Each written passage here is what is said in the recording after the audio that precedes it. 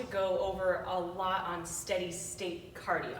So I've done a video on high intensity interval training and explained kind of the difference between what high intensity interval training looks like as far as what exercise choices you make as an instructor, and then as well as the time that you want to do that high intensity interval training for, and the emphasis on rest. Now it's time to talk about steady state cardio exercises and choices of exercises, which we definitely use in our shred classes at this location. What shred is supposed to do, is what I've explained in previous videos, is build over time. So participants should never really get bored. They should always be changing up the exercises, but not to the point where it gets dangerous or so unpredictable the participants have no idea what's going on. But the instructors need to get creative in how they definitely make it clear they're doing steady state cardiovascular work or high intensity interval training, but they're tweaking things by either changing direction, changing body position, or using equipment. So for today, I want to go over steady state cardiovascular work. In my opinion, steady state requires less rest, but should still help your participants, help them understand you want their intensity level, or where they're feeling the intensity is like on a scale of 1 to 10, a level 7 or a level 8 out of 10, not even like barely touching level 8, where they're kind of running out of breath, but they're not completely breathless. That's what should happen in the high intensity interval training. So in this case, we want them to be able to still continue the exercise for minutes at a time, just maybe we change up what they're doing. Whereas for the high intensity interval training, they went so hard, so intense, that they had to rest. So here are some examples of exercises you could use for steady state cardiovascular work. And I'll give you a really basic number of exercises that you could use in a class, and then it's up to you to get creative on adding equipment, those directional changes, tempo changes, or putting different exercises together for that steady state cardio can be a lot of fun as well. First things first, also how many layers and levels can you give to them in a class? So the first exercise I'll obviously go over is the jumping jack. It's pretty much an exercise people can do for a decent amount of time. You can definitely start them with a low impact jack, and of course we are warming them up with low impact movements before we have them go into the full jumping jack. And sometimes it can be fun to give them a little more intensity if they're a lower impact participant, but they're tired of just doing toe taps like this all the time. So sometimes I'll give them like a little bit of a bounce option to bring up the intensity. So let's say we have them jacking, maybe the first week of shred or whatever class you're teaching, you just have them do that jumping jack. This is actually a little easier than this is.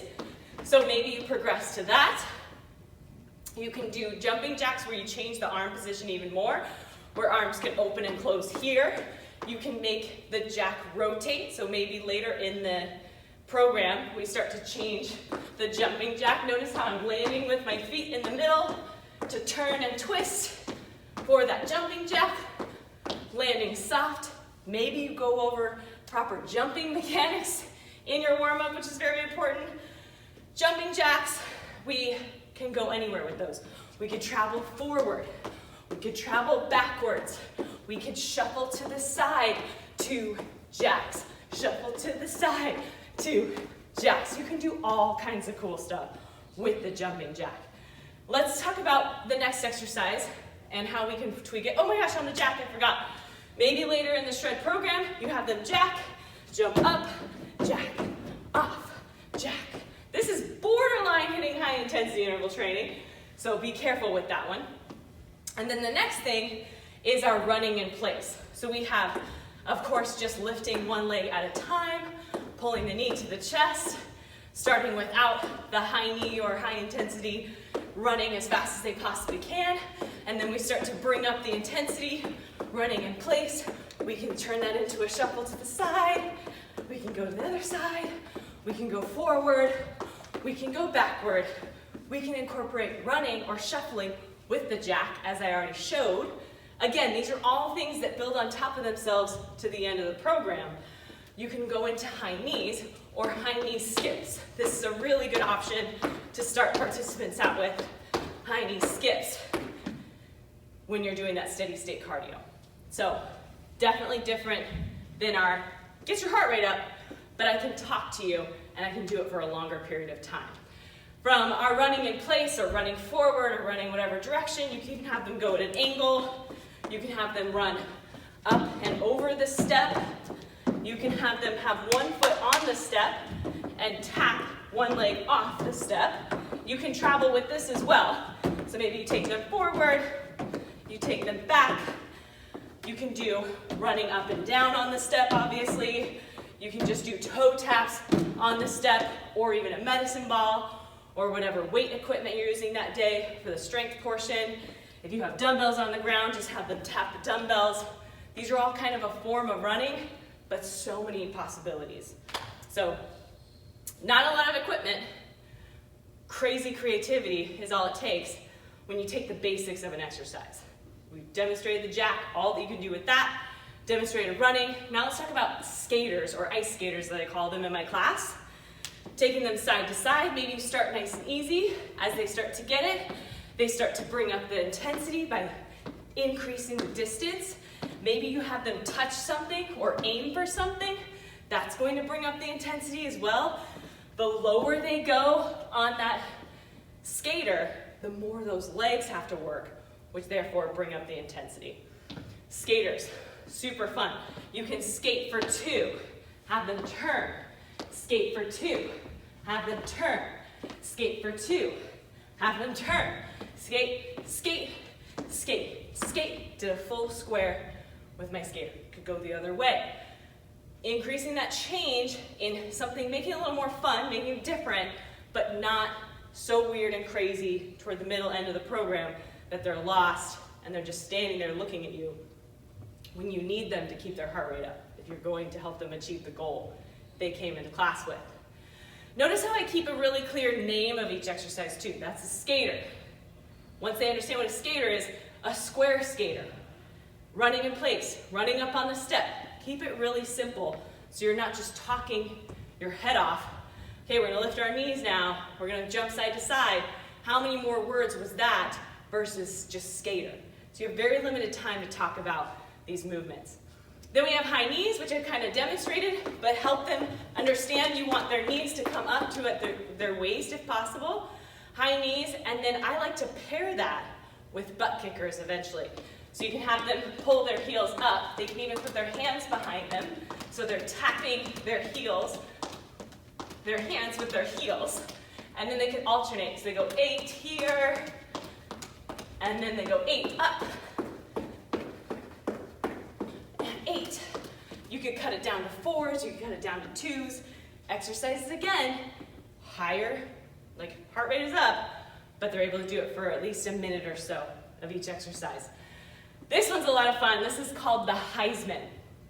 So it's like a combination of going from one side to the other, or shuffling, with adding a knee drive up. 1, 2, 3 is how I teach it. And then as people start to get the hang of it, they can bring up that speed a little bit. So I love that one because it's a little complicated. You would teach that later in your program, but it's kind of fun and it gets their heart rate up without taking it to that too high of an edge where they're going too high and they're in that breathless zone. So they should still be able to do this again, 60 seconds at least. Then we have our knee drives. We can do this elevated or on the floor. It's a kickboxing move, which actually a lot of kickboxing moves work really well for cardiovascular steady state work. I call them knee drives. You can call them all kinds of things. Your leg stays planted, maybe. You can add a hop eventually, but this, surprisingly, for not being a jumpy one, really gets your heart rate up. Pulling the hands to the knee, and then you can again add a little lift as you pull that knee up.